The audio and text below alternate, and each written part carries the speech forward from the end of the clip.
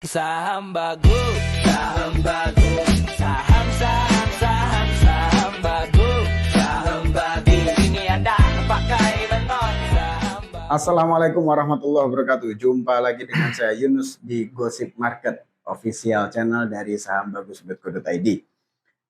Kita hari ini akan berbicara tentang, karena ini masih Januari Pak ya, masih Januari, kita memprediksi saham-saham apa saja yang ada kaitannya dengan commodity war. Ini kan 2026 perang komoditas nih, terkait dengan geopolitik yang rasa-rasanya kayaknya makin panas saja Pak ya. Iya, salah satu gimana perang tuh? itu kan butuh logistik. Nah, itu dia. Logistiknya adalah salah satunya komoditas. Nah, beberapa komoditas yang jadi acuan ini adalah salah satunya ya kayak emas, ya kan? Terus kemudian sawit, kemudian juga minyak, ya kan? Minyak. Lalu ada lagi selain minyak terkait dengan batu bara, sumber-sumber energi, ya kan? Betul. Terus Batu habis itu bara. juga ada kaitannya juga dengan tanah jarang, Nah. emas dan perak juga. Tembaga ini juga Ya. menjadikan tensi dunia atau geopolitik dunia ini semakin panas tensinya Pak Ya, Yai. betul. Apakah tadi yang komoditas-komoditas itu juga berimbas terhadap emiten-emiten saham? Oh, ya kan? pastinya. Nah, kira-kira gimana tuh Pak Yai? Karena terkait dengan tren dunia yang semakin begitu, kemudian emiten-emiten saham juga pasti tinggi juga ininya, mengikuti hal yang terjadi di geopolitik di luar. Ya, betul, teman-teman. Jadi penggerak bursa di IHSG Indonesia, Iya. Bursa Efek Indonesia itu adalah komoditas. Dan saham-saham komoditas itu yang berkontribusi besar kepada gerak naik turunnya IHSG. IHSG, ya, Pak, ya. betul. Dan komoditas sekarang memang lagi menjadi isu yang seksi. Betul. Ya, karena di dalam masa perang seperti ini, perang dingin maupun perang setengah panas begini, nah itu di mana-mana kalau mau perang itu yang harus diselamatkan pertama logistiknya, Pak. Logistik, betul Ya, Pak ya. Logistiknya itu harus aman. Ya. Anda tentunya ingat dulu waktu Sultan Agung menyerang Batavia, Iya. itu kan gagal karena apa? Karena lumbung-lumbung padinya Sultan Agung di Pantura itu kan dibakar sama VOC, Iya, sehingga prajuritnya kelaparan dan kemudian gagal menyerang Batavia. Benar, Nah, benar. sama aja dalam perang modern juga seperti itu. Masing-masing memberikan batasan-batasan ya agar komoditas itu menjadi milik dia dan tidak menjadi milik lawannya. Gitu. Nah, itu dia. Gitu. Nah, terutama antara Amerika dan China ini yang sedang bertarung untuk memperebutkan hegemoni sebagai pemimpin dunia. Gitu. Betul. Nah, jadi teman-teman yang jelas OPEC, organisasi pengekspor minyak dunia itu sudah memutuskan bahwa mereka akan mengurangi pasokan minyak dunia di tahun 2026. Oh. Ya, apalagi sekarang Venezuela diserang juga sama Amerika kan. Iya. Jadi pasti suplai minyak ke seluruh dunia itu jadi berkurang. Kalau berkurang tentunya harganya pasti akan naik. Nah, itu jadi emiten-emiten minyak ya seperti Medco, seperti Elsa, seperti APEC, seperti Energi, Raja dan Ratu itu juga harus masuk ke dalam watchlist kita juga. Nah, kayak gitu. Kemudian sekarang yang berebut itu adalah komoditas untuk mesin perangnya. Nah, ya, itu mesin dia. perang itu sekarang kan pakai AI, kemudian pakai pesawat anti siluman, pesawat tanpa awak yang tidak terdeteksi radar, gitu ya. Kemudian drone segala macam itu membutuhkan komoditas yang disebut dengan tanah jarang atau rare earth, gitu kan. Nah, si Amerika itu kan harus dapat rare earth ya, itu atau tanah jarang itu untuk memproduksi chipsnya dia, dan juga untuk melapisi pesawat silumannya dia supaya anti terkena pelacakan radar. Ya, demikian juga rare earth juga dipakai untuk membuat AI juga segala macam gitu kan. Nah, jadi 2026 ini ya emiten yang punya tanah jarang di Indonesia itu hanya satu, Pak. Oke. Yaitu apa? Siapa aja itu? Apa aja? Ngerti nggak? Enggak apa. Itu adalah PT Timah, TINS. Oh, TINS, ya, Timah. Iya. TINS di Pulau Bangka itu banyak tanah jarang. Oke. Gitu ya. Kemudian komoditas berikutnya yang lagi seksi juga, yang lagi perang itu adalah silver. Nah, silver nanti mungkin Mas Ajat bisa tag videonya di sini bahwa minggu lalu baru ada satu video yang cukup menarik di mana orang di China itu jualan batangan perak itu sudah kayak asongan di pinggir jalan. Gitu. Karena apa?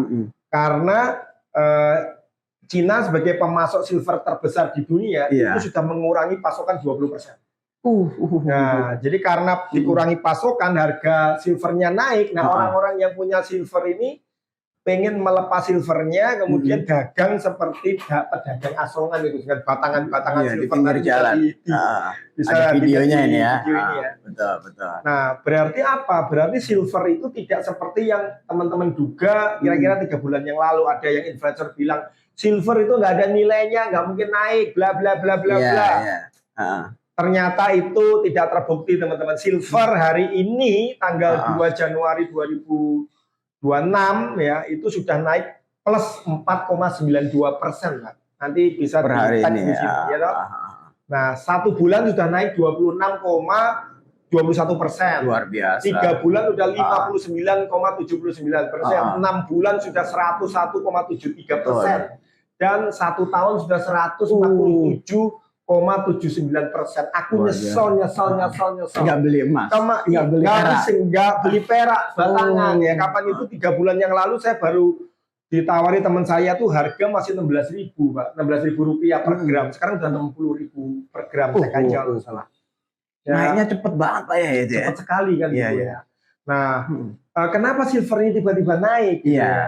Karena silver ini ternyata juga dipakai buat komponen mobil listrik. Kemudian dipakai untuk kecantikan, dipakai untuk alat perang juga gitu loh. Benar. Jadi bukan hanya utilitas yang selama ini dipikir bahwa silver itu cuma buat perhiasan gitu. Buat yang lain-lain banyak yang butuh silver gitu. Betul. Dan kemudian siapa emiten silver? Nah, jadi kalau sudah naik begini ya, pertanyaan selalu siapa emiten silver? Nah, silver itu identically dengan emiten yang juga punya tambang emas, gitu ya. Jadi yang punya silver terbesar itu adalah Antam. Antam, ANTM. Kemudian MDKA, Merdeka Chopper, gitu, paling gede juga. Gold, itu ya. Gold. Kemudian ada juga PSAB, gitu kan. Kemudian ada juga AMMN emas, gitu kan. Kemudian ada juga BRMS, gitu ya. Jadi tambang-tambang emas itu biasanya juga menghasilkan silver dan juga menghasilkan tembaga gitu kan. Karena kalau kita tahu kan tembaga, silver, emas itu kan berbeda umurnya saja, tapi bisa dalam tambang yang sama. Gitu. Jadi sedangkan emas juga ya komoditasnya masih akan terus naik ya. Ya jadi kalau emas ini sentimennya berbeda Pak. Jadi emas ini sentimennya karena kan the Fed itu kan mau nurunin suku bunga. Nurunin suku bunga berarti kan kalau kamu taruh duitmu di dolar itu kan harganya semakin turun. Betul. Dolar pun juga akan semakin turun kan gitu kan. Jadi orang-orang butuh safe haven, butuh lindung nilai. Dan lindung nilai itu emas. Nah, menyimpan emas lagi gitu loh. Dan yang lebih parah, emas itu bukan diakumulasi oleh orang retail seperti kita, tapi bank sentral seluruh dunia tuh ngumpulin emas terus. Gitu. Yang paling besar tentunya bank sentral Cina. Gitu. Kalau emasnya bank sentral Amerika itu sudah sejak zaman koboi zaman dulu. Ya mereka sudah menyimpan emas banyak, tapi yang Cina ini yang hebat ya, dia mengakumulasi terus berapapun harga emas beli terus buat ditimbun. Ya kepentingannya buat jaga jaga mata uang dia Mata juga. uang. Terus nanti kalau ada sewaktu-waktu ada perang segala macam, dia juga butuh pembiayaan, dan hanya emas lah yang pembiayaannya itu stabil, yang nilainya stabil kan, gitu kan. Dan kemudian emiten emas apa saja? Emiten emas itu ada kode sahamnya emas, tentunya ada ANTM, dan tentunya ada ARCI. Tiga ini saja kalau yang saya pegang gitu. Karena apa? Yang lain-lain itu kena PPN 15%, PPH apa PPN ya?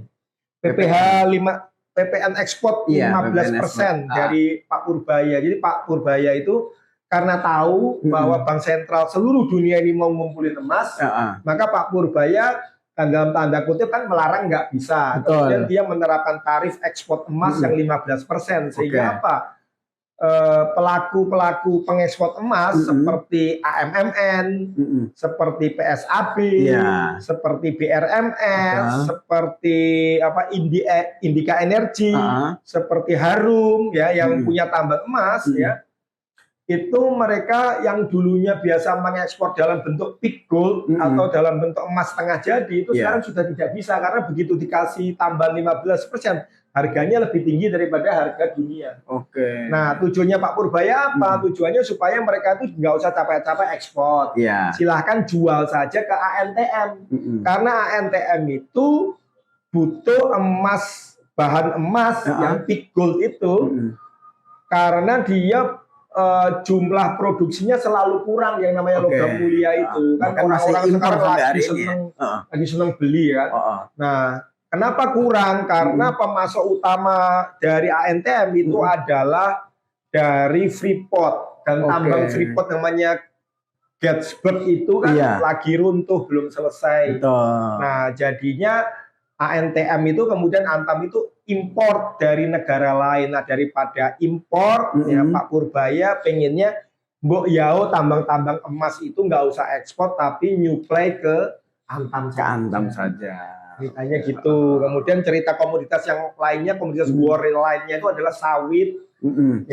Sawit itu selalu dikampanyekan jelek karena apa? Karena Eropa dan Amerika itu nggak bisa tumbuh sawit. Sedangkan sawit itu minyak paling murah. Betul. Gitu? Mereka hanya bisa tumbuh apa di sana? Kedelai, jagung, sama bunga matahari.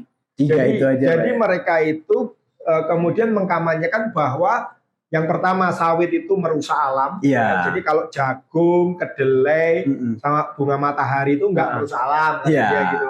Kedua, sawit itu tidak bagus buat kesehatan, kolesterol lah, segala macam gitu ya. Maka kamu kalau diet itu gantilah dengan minyak jagung, minyak kedelai, minyak bunga matahari, atau minyak apa jenis zaitun. Gitu ya. Karena apa? Semata-mata karena dia di negara mereka itu nggak akan bisa tumbuh sawit. Gitu. Sawit itu cuma bisa tumbuh di lahan gambut, di tropis, dan itu adanya di Indonesia sama Malaysia. Malaysia cuma lahannya sempit. Malaysia aja kemudian nanam sawitnya di Sumatera kan. Sumatera dan Kalimantan, Pak ya. Dan Kalimantan gitu. Jadi memang ya ini perang sih. Perang itu ya namanya perang itu nggak akan fair kan. Gitu. Jadi mereka melakukan bad campaign kepada minyak sawit kita. Tapi untungnya kan emiten sawit kita tidak terpengaruh kan. Dan sekarang mulai minyak sawit Indonesia itu bisa diterima ekspor ke Eropa. Makanya kan sekarang udah mulai naik tuh. Nah, kalau saham-saham sawit pilihan saya, saham-saham sawit pilihan saya itu yang cashnya besar, Pak. Yang cashnya itu lebih, yang selalu naik terus. Gitu. LSIP, London Sumatera Plantation. Kemudian saya pegang TAPG, Triputra Group. Kemudian saya pegang BWPT atau apa namanya, BWPT itu punyanya Peter Sonda itu Eagle Plantation. Tiga itu aja. Itu sih Pak. Oke. Gitu. Siap. Itulah apa namanya ulasan Pak Yai tadi tentang commodity war. Jadi commodity war ini juga akhirnya membuat emiten-emiten yang terkait dengan komoditas naik juga Pak Yai ya. Ya, bakal naik sepanjang 2026 ini, apalagi nanti intentionnya perang antar negara, baik yang sifatnya apa ya, perang yang benar-benar bom-boman gitu, sama perang ekonomi itu intensinya akan semakin naik sepertinya kan. Dan yang tadi emas sudah ya, emas kalau saya itu tadi ANTM, Arci sama apa namanya, sama yang dari Bandung itu apa? HRTA.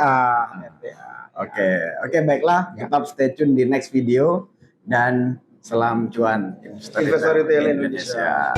Saham bagus, saham bagus. Di sini ada pakai beton. Saham bagus, saham bagus. Saham bagus, saham bagus. Di sini ada pakai beton. Di sini ada Pak Angki sebagai mentor, seringnya ngomongnya bokor.